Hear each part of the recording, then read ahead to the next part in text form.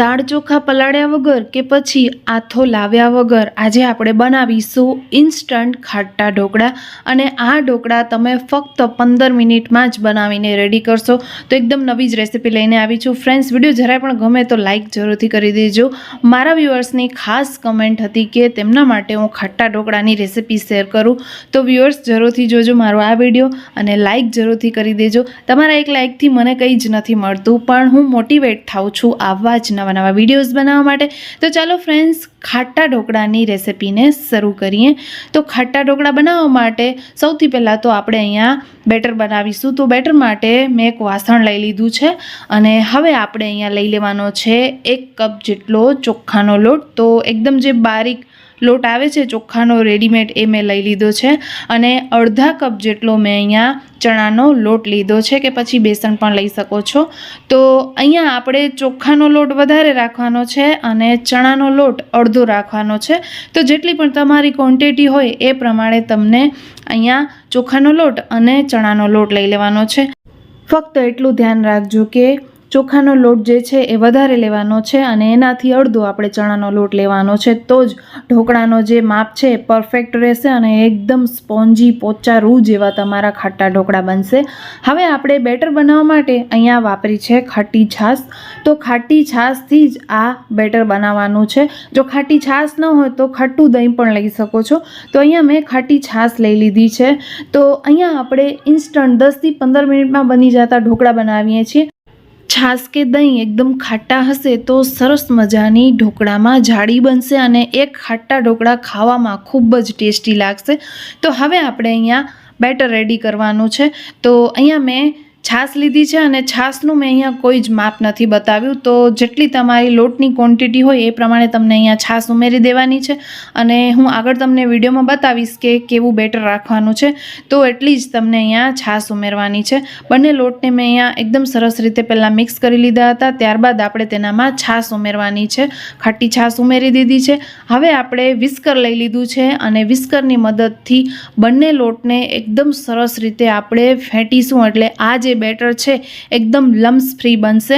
અને તમે જોઈ શકો છો ફ્રેન્ડ્સ અહીંયા કે એકદમ સરસ એવું આપણું બેટર બનીને બિલકુલ રેડી થઈ ગયું છે। જો તમારા પાસે ટાઈમ હોય તો આ બેટરને 1 થી 2 કલાક માટે મૂકી દો, એકદમ સરસ એવો આથો આવી જશે। અને જો તમારા પાસે ટાઈમ ન હોય તો ઇન્સ્ટન્ટ તમે અહીંયા તેના ઢોકળા બનાવો, ખૂબ જ સારા એવા જાળીવાળા ઢોકળા ઉતરશે।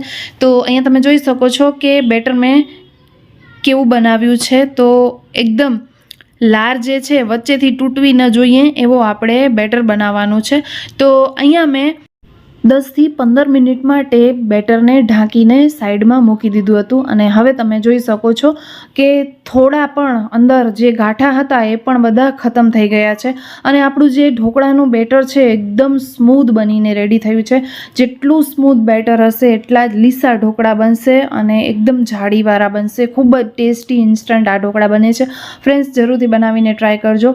તો અહીંયા આપણે હવે બાકીના બધા જ મસાલા એડ કરીશું। તો સૌથી પહેલાં 1 ટેબલ સ્પૂન જેટલો મેં અહીંયા લીધું છે આદુ, મરચાં અને લસણનો અધકચરો પેસ્ટ, જેને મેં ખાંડણી દસ્તામાં કૂટી લીધું છે। 1 ટીસ્પૂન જેટલી હળદર એડ કરી દઈશું અને અડધા જેટલા લીંબુને નીચોવી દઈશું। તો જો તમારી છાશ કે દહીં વધારે બહુ ખાટા ન હોય તો લીંબુ જરૂરથી એડ કરજો, એનાથી સારી એવી ખટાશ આવશે ઢોકળામાં। ત્યારબાદ ઈનો સોડા જે આવે છે એ આપણે લઈ લેવાની છે અને એક આખું પેકેટ એડ કરી દેવાનું છે। એનાથી ઢોકળા એકદમ સરસ એવા પોચા બનશે, ઢોકળામાં જાળી બનશે, કારણ કે આપણે ઇન્સ્ટન્ટ બનાવી રહ્યા છીએ એટલે 1 પેકેટ તમને અહીંયા ઈનો સોડાનો એડ કરી દેવાનો છે। ત્યારબાદ આપણે અહીંયા સિંગનું તેલ 1 ટેબલ સ્પૂન જેટલું ઉમેરી દઈશું। સ્વાદ પ્રમાણે મેં અહીંયા મીઠું ઉમેરી દીધું હતું, તો એની ક્લિપ મારાથી મિસ થઈ ગઈ છે। તો અહીંયા તમને સ્વાદ પ્રમાણે ઢોકળામાં મીઠું એડ કરી દેવાનું છે। હવે એક જ ડાયરેક્શનમાં આ બેટરને ફેંટવાનું છે। તો સોડાને એડ કર્યા બાદ વધારે વાર આપણે તેને એમને એમ નથી રાખવાનું, નહીંતર ઢોકળા જે છે એ બેસી જશે। તો સોડા એડ કર્યા બાદ આપણે ફટાફટ તેને થાળીમાં એડ કરીને તેને બાફવા માટે મૂકી દેવાના છે। તો અહીંયા મેં થાળીને ગ્રીસ કરી લીધી હતી તેલથી અને અહીંયા મેં ઢોકળાનું બધું જ બેટર જે છે એ ઠલાવી મૂક્યું છે। તો તમે અહીંયા જોઈ શકો છો કે એક મોટી થાળી જેટલા ઢોકળા બનશે. તો અહીંયા એક જ થાળી બની છે. જો તમારી ક્વોન્ટિટી વધારે હોય તો તમે માપ ઓછો વધુ પણ કરી શકો છો. હવે આપણે ઉપરથી કાશ્મીરી લાલ મરચું ભભરાવી દઈશું. એનાથી ઢોકળાનો લુક બહુ સારો એવો આવશે. અને જો તમને ઢોકળામાં ધાણા પણ એડ કરવા હોય તો કટ કરીને એડ કરી શકો છો. હવે આપણે અહીંયા ઢોકળાને બાફવા માટે મૂકીશું. તો બાફવા માટે પાણીને મેં ઓલરેડી ગરમ કરવા માટે મૂકી દીધું હતું. તેનામાં મેં સ્ટેન્ડ મૂકી દીધું છે અને ઉપરથી આપણે થાળી મૂકી દઈશું અને ઢોકળાને આપણે ઢાંકી મૂકશું. તો 15 મિનિટ પછી તમે અહીંયા જોઈ શકો છો 10 કે 15 મિનિટ જ લાગશે અને આપણા ઢોકળા એકદમ સરસ એવા કૂક થઈ ગયા છે, બફાઈ ગયા છે. તો ચાકુ નાખીને આપણે તેને ચેક કરી લઈશું. જો એકદમ ચાકુ ક્લિયર આવે તો સમજી લેવાનું કે ઢોકળા બરોબર રીતે કૂક થઈ ગયા છે. હવે આ ઢોકળાને આપણે 5 થી 10 મિનિટ માટે ઠંડા કરી લઈશું. બહુ વધારે ઠંડા નથી કરવાના, કારણ કે આ ઢોકળા ગરમ ગરમ ખાવાની ખૂબ જ મજા આવે છે.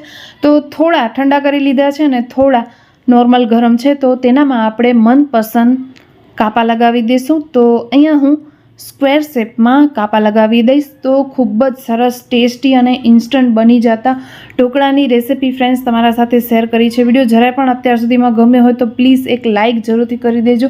અને હજી સુધી ચેનલને સબસ્ક્રાઈબ નથી કર્યું તો આવી જ નવી નવી રેસિપીઝ જોવા માટે ચેનલને સબસ્ક્રાઈબ જરૂરથી કરી દેજો અને બાજુમાં રહેલા બેલ આઇકોનને જરૂરથી પ્રેસ કરી દેજો, જેથી તમને મારા આવાવાળા બધા જ નવા નવા વિડીયોઝની નોટિફિકેશન મળતી રહે અને સૌથી પહેલાં તમે મારા વિડીયોઝને જોઈ શકો. તો ફ્રેન્ડ્સ, અહીંયા તમે જોઈ શકો છો કે મેં ઢોકળામાં કાપા કરી નાખ્યા છે. હવે આપણે તેને બહાર કાઢીશું. તો થાળીમાં તેલ જરૂરથી લગાવજો. એનાથી આપણા ઢોકળા જે છે આપણે જ્યારે કાઢશું ત્યારે ઇઝીલી બહાર આવી જશે. તળિયામાં બિલકુલ નહીં ચોટે. એટલે ખાસ થાળીને ઘીથી કે પછી તેલથી ગ્રીસ કરી દેજો. અહીંયા તમે જોઈ શકો છો કે ઇઝીલી મેં ઢોકળાને બહાર કાઢી લીધા છે થાળીમાંથી. અને હવે હું તમને અહીંયા ઢોકળાને તોડીને પણ બતાવીશ, દબાવીને પણ બતાવીશ કે કેટલા સોફ્ટ બન્યા છે. વગર દાંતવાળા પણ આ ઢોકળા ઇઝીલી ખાઈ શકશે અને બિલકુલ ડૂચો નહીં થાય અને ખૂબ જ ટેસ્ટી બન્યા છે, કારણ કે આપણે તેનામાં આદું, લસણ અને મરચાંનો પેસ્ટ એડ કર્યો છે એનાથી.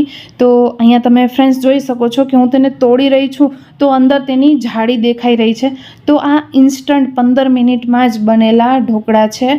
જો તમારા પાસે વધારે વાર ટાઈમ હોય તો તમે તેને કલાક 2 કલાક માટે મૂકી દેજો. એકદમ સરસ એવા જાળીદાર તમારા ઢોકળા ઉતરશે. અને ગરમા ગરમ આ ઢોકળાને લસણની ચટણી અથવા તો શીંગના તેલ સાથે સર્વ કરીશું. હવે આપણે બનાવીશું ખમણ ઢોકળા.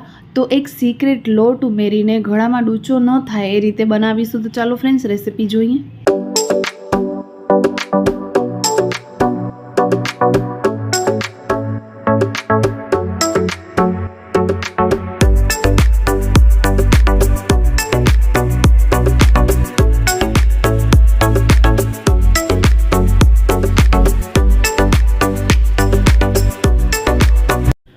હેલો ફ્રેન્ડ્સ, કેમ છો બધા?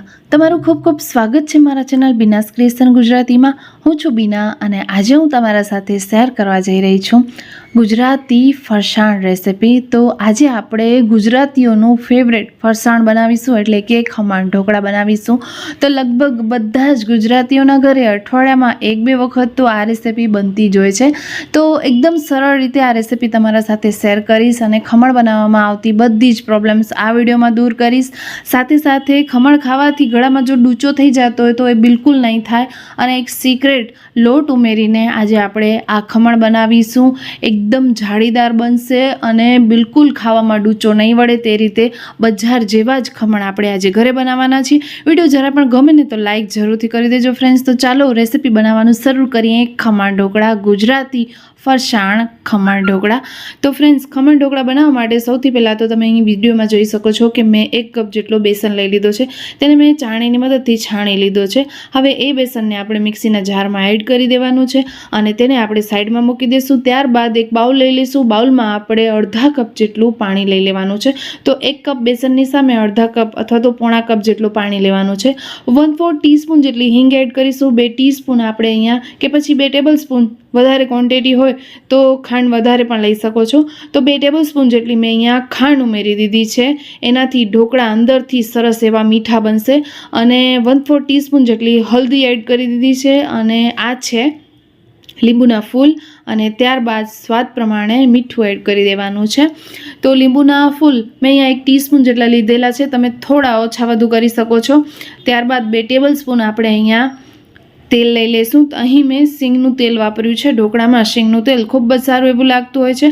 હવે આ મિશ્રણને આપણે એકદમ સરસ રીતે વિસ્કરની મદદથી ફેંટી લઈશું, એકદમ સરસ રીતે મિક્સ કરી લઈશું અને તેને આપણે મિક્સીના જારમાં ઉમેરી દઈશું, જેનામાં આપણે છાણેલો બેસન લીધો હતો તે.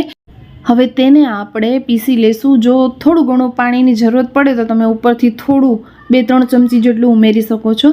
અહીં તમે જોઈ શકો છો કે લમ્સ વગરનું આપણું બેટર બનીને બિલકુલ રેડી છે. જો આ રીતે બનાવશો તો ફટાફટ બનશે અને જો વિસ્કરની મદદથી તમને ફેટવું હોય તો પણ ફેટી શકો છો. એનામાં થોડી વાર લાગે છે એટલે મેં અહીંયા મિક્સીના જારમાં તેને ચર્ન કરી લીધું છે, એટલે ફટાફટ આ બેટર બનીને ઢોકળાનું રેડી થઈ ગયું છે. 15 થી 20 મિનિટમાં આ ઢોકળા તૈયાર કરીને તમે ખાઈ શકો છો. જલ્દી ઇન્સ્ટન્ટ જ બની જાય છે ખમણ ઢોકળા. તો અહીં તમે જોઈ શકો છો કે બેટર એકદમ સરસ એવું લમ્સ ફ્રી રેડી થયું છે. તેને મેં 15 થી 20 મિનિટ માટે રેસ્ટ આપી દીધું હતું. તમારા પાસે જો વધારે વાર હોય તો તેને અડધી કલાક માટે રાખી શકો છો અને ઇન્સ્ટન્ટ પણ બનાવશો તો પણ આ ઢોકળા બની જશે. એવું નહીં વિચારતા કે બસ 15 થી 20 મિનિટ કીધી છે તો રાખવાના જ, તમે ઇન્સ્ટન્ટ બનાવશો તો પણ આ ઢોકળા બની જશે.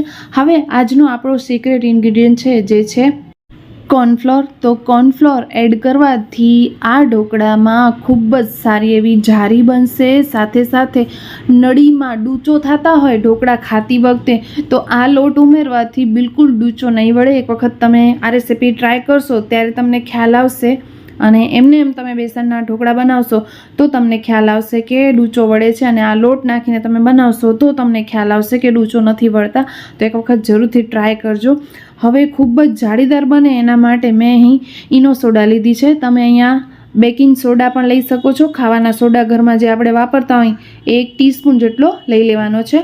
હવે સોડાને એક્ટિવેટ કરવા માટે 1 ટીસ્પૂન કે ટેબલસ્પૂન જેટલો પાણી એડ કરી દેવાનું છે અને બરોબર રીતે આ બેટરને આપણે એક જ ડાયરેક્શનમાં ફેંટવાનું છે. ધ્યાન રહે ફ્રેન્ડ્સ કે આપણે તેને આડું અવળું નથી ફેંટવાનું, એક જ ડાયરેક્શનમાં ફેંટવાનું છે. આવું કરવાથી એનામાં હવા જે છે એ મેન્ટેન રહે છે અંદર અને આપણે તેને આડું અવળું ફેંટીશું તો એનામાંની બધી જે હવા છે એ નીકળી જશે અને બેટર જે છે એ બેસી જશે. તો એક જ ડાયરેક્શનમાં તેને આપણે ફેંટવાનું છે. એટલે આવી રીતના જો તમે ફેંટશો તો બેટર જે છે એકદમ ફ્લફી થશે. તમે જોઈ શકો છો અહીંયા વિડીયોમાં કે એનામાં જેટલા પણ બબલ્સ છે બધા જ દૂર થઈ રહ્યા છે અને એકદમ ફ્લફી આપણું ફૂલેલું બેટર ઢોકળાનું બનીને બિલકુલ રેડી છે. તો 5-7 મિનિટ કે 2 થી 3 મિનિટ જરૂરથી ફેંટજો સોડા નાખીને. બહુ વધારે વાર પણ નહીં ફેંટતા, કારણ કે સોડા નાખ્યા બાદ ઢોકળા જલ્દી બેસી જાય એટલે ફટાફટ આપણે થાળીમાં એડ કરી દેવાના છે.